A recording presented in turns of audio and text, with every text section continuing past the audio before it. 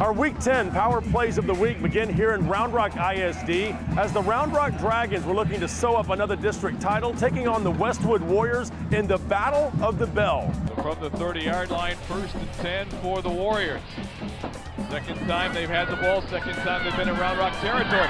Looking deep down the sideline, ball caught at the 5, is carried home in the end zone for a touchdown. Travis Wild on the reception for the 30-yard score. And Westwood jumps on top 6-0. Cheatham taking a page out of Westwood's book there with the up-tempo. Quarterback sneak, and in the end zone for a touchdown. The ball is placed at the 5-yard line, 1st and goal for the Dragons. Sweep near side for Weber, broke a tackle, gets in the end zone for the score. Hinton immediately handing that one off, and you see, yeah, those jerseys, they're not tearaway jerseys, but you certainly don't want to be hanging on to that as your only way of bringing someone down like Josh Weber. 6 plays, 61 yards, took 1:54 to complete for Round Rock to get their first lead of the night. Swenson pumps, now throws, intercepted at the 44-yard line. Back the other way for Round Rock, down to the 30, to the 20, and he'll be knocked out of bounds by Swenson, just shy of making the INT. Is number 34, and that is Grant Miller. They made it a 1st and 10 for the 30-yard line. Pump and go. Hinton throws. Nash Kelly at the 10, at the 5, in the end zone for a touchdown. Zach Nash Kelly from 30 yards out extends the Round Rock lead out to 30-7. Yeah, Dacius White, plenty of space on that right side to take that one into the end zone for a touchdown, and Round Rock smelling blood now up 37-7. The 11-yard line. Has it 1st and 10. Weber stays in the backfield.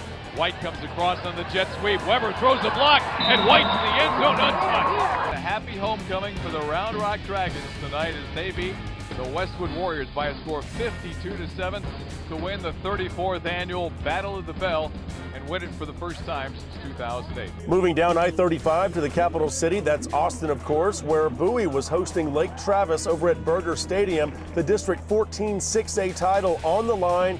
Winner gets all the district candy. The Bulldogs had upset Westlake and were looking to become the first team to hand the Cavaliers a district loss since 2003. But it didn't take long for the Cavs to overpower the Bulldogs and scare Bowie right out of the stadium. Dominic DeLira threw 4 touchdown passes, including one to the back of the end zone, 8 yards to Colton Bailey, and one to the other side of the end zone, 12 yards to Grant Foster. DeLira picked apart Bowie's defense while the Cavaliers held Bowie to just 23 rushing yards in a 64-7 win that gave Hank Carter's team another district title. Very proud of our team and our coaches. A district championship is something that's one of our goals for the season every single year, and we were able to attain that tonight. Just very proud. Thought we played probably our best complete game. While Lake Travis won in a runaway, things became extremely tight in 25-5A. Marble Falls went trick-or-treating at Vandegrift in a game that had 4 fourth-quarter lead changes. Marble Falls QB Brennan Wooten threw for 5 touchdowns and ran for 2 more. This TD run from 8 yards out gave the Mustangs the lead at 36-35. The Vandegrift Vipers were without their starting quarterback and starting running back.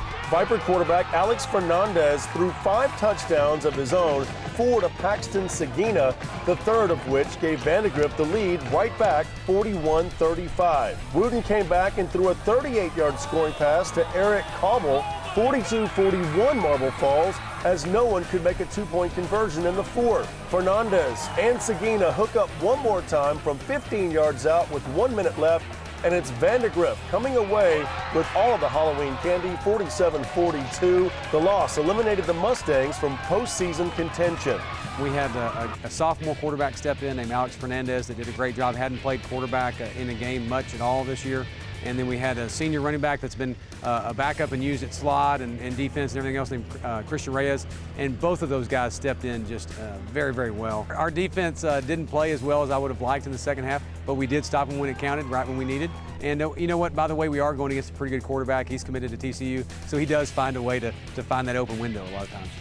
One more stop in 25-5A as Cedar Park hosted Georgetown Eastview. The Patriots led by 14 in the first half, but could not hold on as Cedar Park outscored them 27-3 after recess. Thomas Hutchings had 3 fourth-quarter TD runs from 10, 60, and 2 yards to help the Timberwolves pull out the win 48-31. Hutchings had 198 of the T-Wolves' 398 rushing yards in the contest. With the results, Vista Ridge leads the district at 5-1, with Georgetown, Vandegrift, Cedar Park, and Eastview at 4-2, with one of these teams not making the playoffs.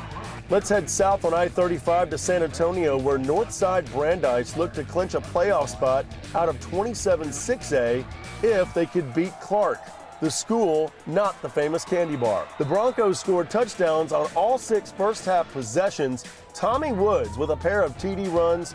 Jalen Dukes had a long one as well, and even a fumble by Dukes was recovered in the end zone by Sean Mellish for a touchdown. Brandeis rolled over Clark 48-31. The Broncos and Brennan won their zones, while Clark will play Stevens and O'Connor versus Warren Friday night for the other playoff spots. In 13-3A, Division I Universal City Randolph hosted rival Cole High School. Those two schools are the only ones in the nation to play their football games at a stadium located on a military installation. This one played on Randolph Air Force Base. Rohawk quarterback Christian Hosley threw a pair of touchdown passes, one the traditional way to Justin Alexander, and one the non-traditional way. Barring a defensive penalty, this will be the final play of the half. Hosley back to throw, throws it up in the air. It is tipped and caught!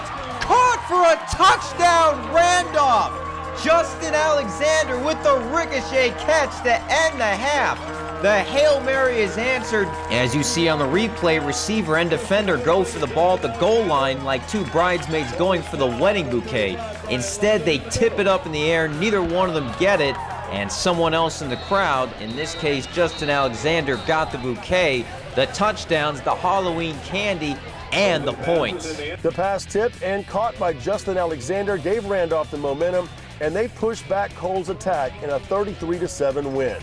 Trick-or-treat route now heading to the Coastal Bend, where Victoria East took on Calallen in a scary situation. Calallen had to win or else they would be eliminated from playoff contention in 35A. The Titans never put any fright into the Wildcats. Touchdown runs by J.D. Savanich and Reese Barrett gave Phil Danaher's team a 13-0 lead, and instead of being eliminated from the postseason, Calallen clinched a playoff spot with an easy 36-9 win. Victoria East was eliminated from playoff contention with the loss. Staying in the Coastal Bend but moving east to 24-5A, Angleton visiting Port Lavaca Calhoun looking for a win for Halloween. Sand Crabs, though, with the early pinch of the Raheem Jones 3-foot touchdown run and a 7-0 lead. The defense played a strong first half, but Angleton came from behind in the second half to win it 25-14. Hadn't had enough candy? Well, let's move on to Houston, where Stratford had a chance to wrap up the 19-5A district title with a win over Magnolia West. How about a trick play on Halloween? While Stratford was distracted by the Legos, Magnolia West played the hidden ball trick. Adrian Thomas ended up with the ball and scored to put West up early. Once the Spartans figured out the trick plays, running back Raheem Boyd overpowered West in the second half. 3 second-half touchdown runs, including one off a hurdle, helped Stratford pull away to a 45-31 win and the district title. West will play rival Magnolia in Week 11, with the winner taking the last playoff spot.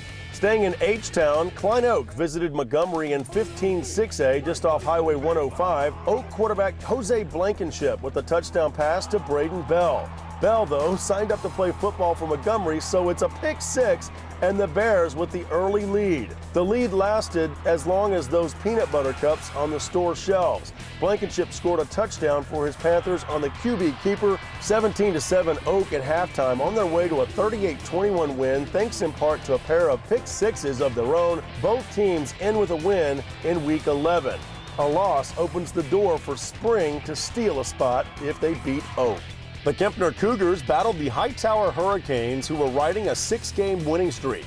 Kempner running back Nick Anderson had quite a ball game, scoring 4 touchdowns, including the first 3 TDs for his Cougars. On the other side of the field was Cortland Boykins, who scored the first 2 TDs for the Hurricanes of Hightower. His second touchdown would even the score at 21. Nick answered with a TD to make it 27-21 Kempner, but Hightower answered in the fourth quarter behind El Presley Pleasant, who scored the game's final TD for a 28-27 victory. Hightower has won 7 straight district games heading into their showdown with Friendswood. Unfortunately, Anderson fumbled in the end zone for Kempner, who came up 1 point short. Kempner fell to 3-6, 2-5 in district play with the loss. A long trek for trick or treating all the way up to the Texoma area of Sherman-Denison. Denison hosted Wylie East, looking to play spoiler as East looked for a playoff spot. Yellow Jackets, though, couldn't stop Eno Benjamin as he ran for 292 yards and 3 touchdowns as the Raiders ran all over the Jackets 35-21 to clinch the last playoff spot in 10-5A. Now it's time for the power play of the week. It comes from the Ennis-Lindale game. Ennis would lock up a 16-5A title with a win. Second quarter, Lions led 14-3 when quarterback Devin Smith threw the ball to Dante Thompson. He jumps on and over the defender to make the catch and rode him like a horse to the ground for the touchdown. Another look at the play as he somehow hung on to the football for the score. Ennis went on to win the game 48-13 on the road, and Dante Thompson, you win the Power Play of the Week award. That's it for me. Hope you had a great Halloween and enjoy the last week of the regular season. I'm Jeff Power with your Dave Campbell Texas Football Magazine Power Plays of the Week.